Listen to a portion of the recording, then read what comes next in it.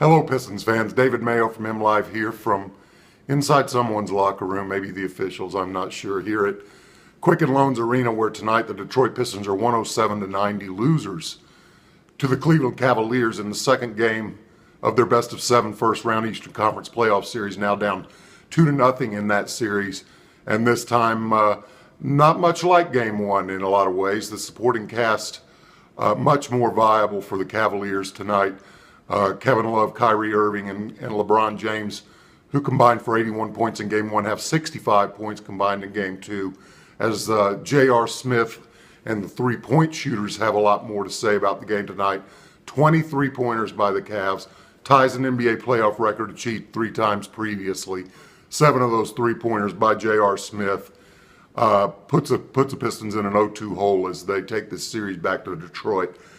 Stanley Johnson, after the game, he was a big story before the game in his desire to mix it up with LeBron James, and then after the game for saying that he thinks James talks a lot and that the entire Cleveland bench talks a lot like basketball players when they are, but they act like cheerleaders.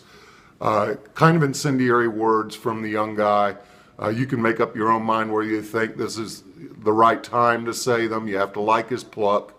But that's going to be a topic of conversation over the next 2 games, as these next 2 days as these teams prepare to play Game 3.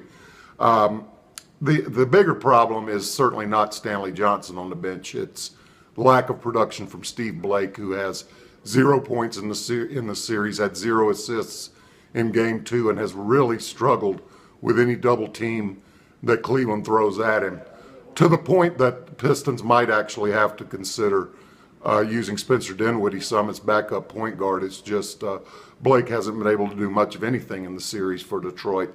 It's been a real shortcoming. When Stan Van Gundy tried to go with an all-bench group to start the second quarter, which was something he said he didn't want to do in the series. He wanted to have actually at least 2 starters on the floor at all times if he could manage it, and certainly at least 1. Went with an all-bench group to start the second quarter tonight. Didn't work out well for the Pistons, as the bench group gave back quickly a 5-point lead after the first quarter. And then in the third quarter, the Pistons run into their real trouble spot. When it was 60-55, they start off the second half with a quick run to go up 5, and then it all falls apart as Cleveland outscores them 27-8 for the rest of the third quarter. The Pistons have had a big disparity in first half and second half scoring in this series. 110 points in the first half, 80 in second halves of the games. And after they got ahead 60-55 tonight, it was an offensive disaster. Their next 11 possessions, they were 0 of 7 from the field, had 4 turnovers, only scored 2 points on a pair of Marcus Moore's free throws. If those numbers seem like they don't add up, it's because on one possession they missed a shot, got an offensive rebound, then turned the ball over.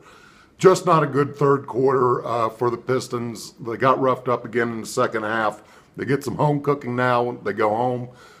Friday will be the first playoff game at the Palace of Auburn Hills since 2009, another first-round series against these same Cavaliers that, in fact, ended in a sweep.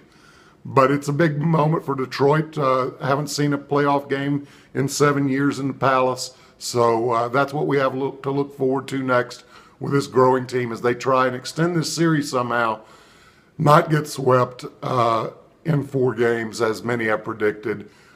Game 3 Friday at the Palace, Game 4 Sunday night at the Palace.